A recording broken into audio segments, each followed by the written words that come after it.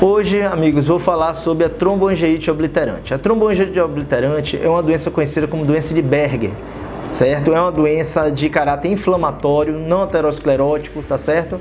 Que acomete os membros superiores, os braços e as pernas. É uma doença, eu lhe digo que é uma doença muito grave, porque ela, quando começa, para você conseguir bloquear ela, tem que fazer tratamento multidisciplinar e geralmente leva à perda de membros. Pode perder dedos, pode perder membros superiores, pode perder as pernas. Então é uma doença que a gente tem que ter muito alerta. O tabagismo é o principal ponto causador dessa doença. Sabemos que também tem relação com a imunologia do paciente, com a reação imune de cada paciente.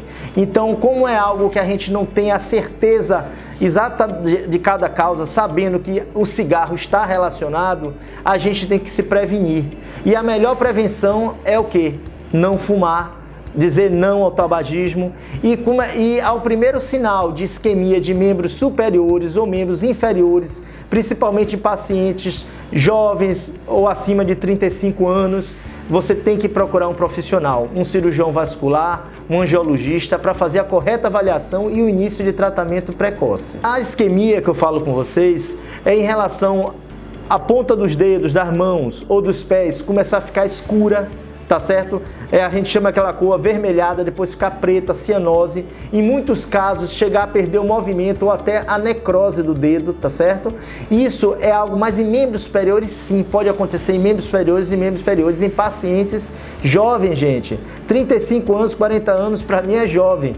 E principalmente em pacientes que fumam. Aquele tabagista que iniciou logo cedo, 15, 18 anos, e que começa a aparecer com dor nas mãos, dor nos pés, dores fortes mesmo, de difícil controle, analgésicos, e que começa a escurecer a ponta dos dedos, a gente tem que pensar nessa doença, a tromboangiite obliterante, ou doença de Berger. É um nome pouco falado, mas que a gente tem que ter atenção.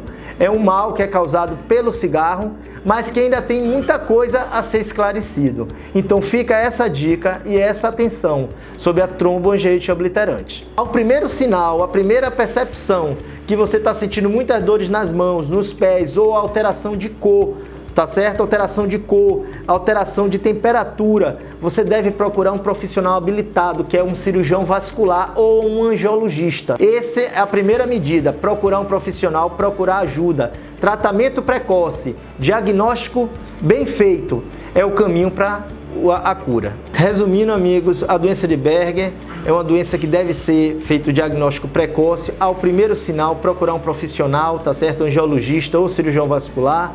Então, eu e minha equipe estamos de braços abertos, aguardando a qualquer esclarecimento, a consulta, a avaliação e ao diagnóstico.